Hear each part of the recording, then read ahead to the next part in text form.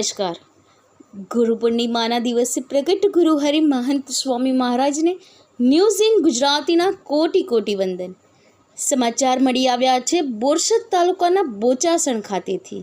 જી હા, કહેવાય છે કે જેમ જગતમાં હવા વિના પાંદડું પણ નથી હાલતું, તેમ ગુરુ વિના જીવનમાં અંધકાર થઈ જાય છે. ત્યારે આજે વાત કરીએ તો બીએપીએસ સ્વામિનારાયણ સંસ્થાના બ્રહ્મ સ્વરૂપ પ્રમુખ સ્વામી મહારાજે આજે સમગ્ર વિશ્વમાં બીએપીએસનો ડંકો વગાડ્યો છે. ત્યારે તે સંસ્થાના ગુરુપદે આજે મહંત સ્વામી મહારાજ બિરાજમાન છે. ત્યારે આજે તારીખ 21 જુલાઈ રવિવારના રોજ બીએપીએસ સંસ્થાના ગાદી સ્થાન બોચાસણ મુકામે પરમ પૂજ્ય મહંત સ્વામી મહારાજની પ્રત્યક્ષ ઉપસ્થિતિમાં ગુરુ પૂર્ણિમા ઉત્સવની ભવ્ય ઉજવણી યોજાયેલી હતી. બોરસદ તાલુકાના બોચાસણ ગામ ખાતે આવેલા સ્વામિનારાયણ બાગમાં ગુરુ પૂર્ણિમા નિમિત્તે ગુરુ હરિ મહંત સ્વામીના દર્શન કરવા અનેક ભક્તોનું માનવ મહેરામણ ઉમટ્યું હતું.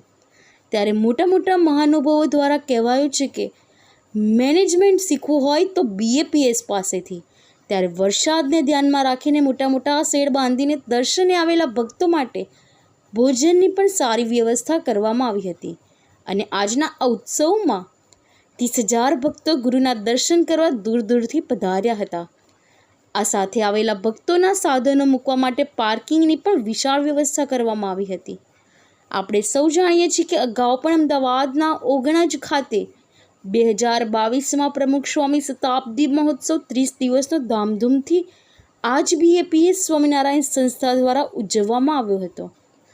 ત્યારે ઉલ્લેખનીય છે કે કોઈપણ પ્રકારના સ્વાર્થ વિના સંસ્થાના કાર્યકરો દ્વારા આવા એક નહીં અનેક ઉત્સવોને સફળ બનાવ્યા છે. ત્યારે દુનિયાના ખૂણે ખૂણે આ સંસ્થા દ્વારા રાહત કેન્દ્રો ચલાવીને અનેક બચાવના પણ કાર્ય કરવામાં આવ્યા છે.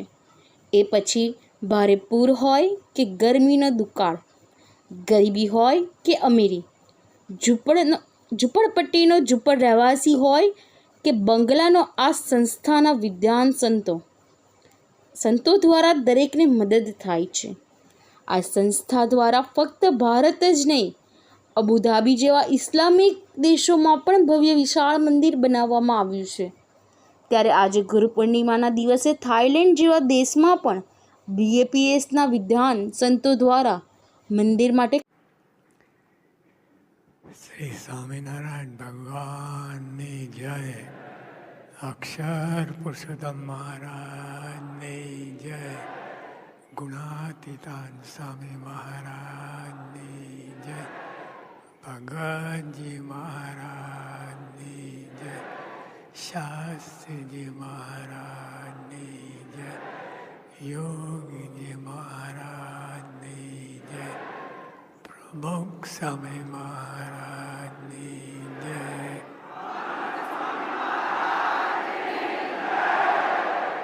સુરત અક્ષરધામ મહોત્સવની જય. કાર્યકર સુવર્ણ મહોત્સવની જય. કાર્યકર સુવર્ણ મહોત્સવની જય.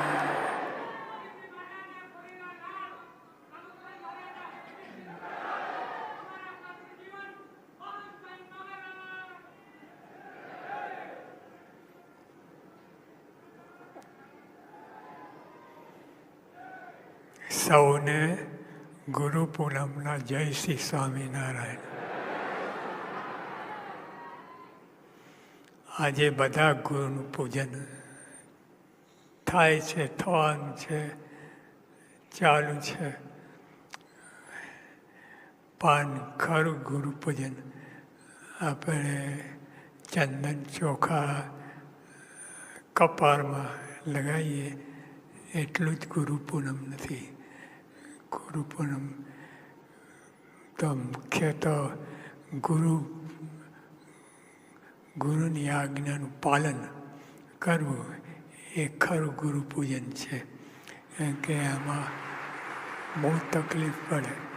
ગુરુ ચોખા ચંદન ચોડી દીધા, કાંઈ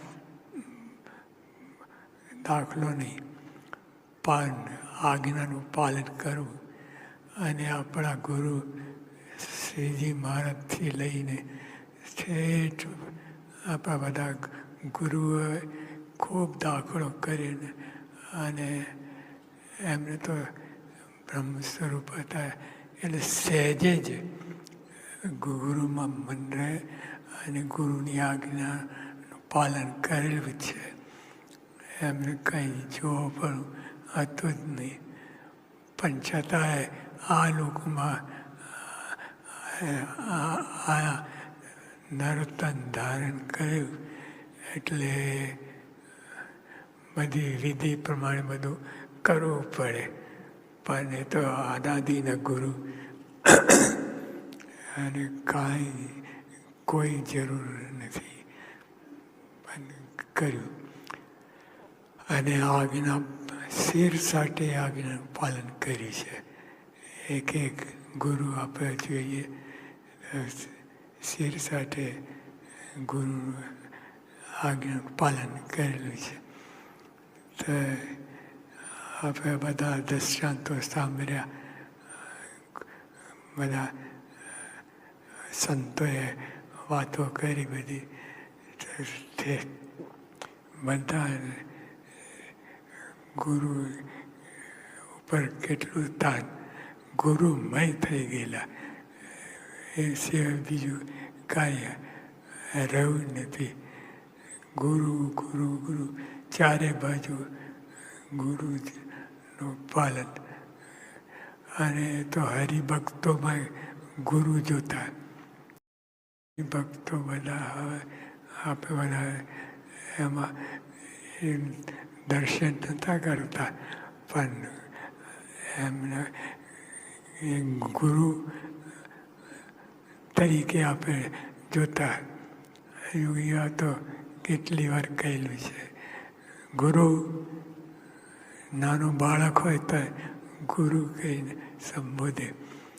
એટલે આપણે એમ કે સામાન્ય રીતે બોલ્યા, પણ ખરેખર એ નાનો હોય કે મોટો હોય બધાને ગુરુ તરીકે જોતા.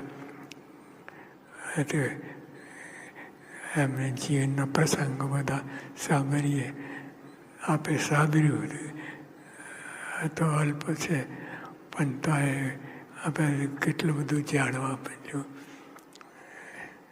સંતોએ ખૂબ દયા કરીને સારી વાતો કરી, આપણને જણાવ્યું. આપણે પણ જાણતા હતા, પણ વિશિષ્ટ પ્રકારે જણાવ્યું. તે આપણે ભાગ્યશાળી છીએ. અને બીજી ગુરુની આજ્ઞા અને ગુરુમાં નિર્દોષ બુદ્ધિ, આ બે રાખવાનું. નિર્દોષ બુદ્ધિ આપણે વાત તો કરીએ છીએ, પણ નિર્દોષ બુદ્ધિ કંઈ સહેલી નથી.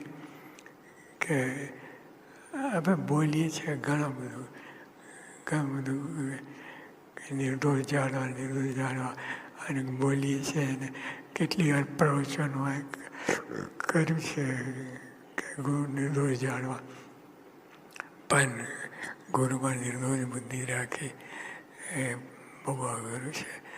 પણ એ ગુરુમાં નિર્દોષ બુદ્ધિ રાખી તો એમાં નિર્દોષ બુદ્ધિ એ સ્વરૂપ જ તમે થઈ જાઓ. એમાં કંઈ બાકી રહે નહીં. એટલે હવે ગુરુ પૂનમ દિવસે આ બે વસ્તુ, આજ્ઞાનું પાલન અને નિર્દોષ બુદ્ધિ ગુરુમાં રાખવું, આ બે વાત આવી. આ બે મુખ્ય છે. બીજી બધી આવે અંદર. અને આજે ગુરુ પૂનમ છે એટલે બધા હરિભક્તો તને મને ધને સુખી થાય એ પ્રાર્થના. ખાસ કરીને એમ કે કૂવામાં હોય તો હવાડામાં આવે. એટલે તમારે સ્વાદિષ્ટકાળ બધાના સારા હોય તો ઠાકોરજી સેવા થાય. એટલે એ તમે કરેલું છે. અને ખરેખર બધા બધા બધા દિવ્ય છે, બધા દિવ્ય છે. એ આપણે જોવાનું છે.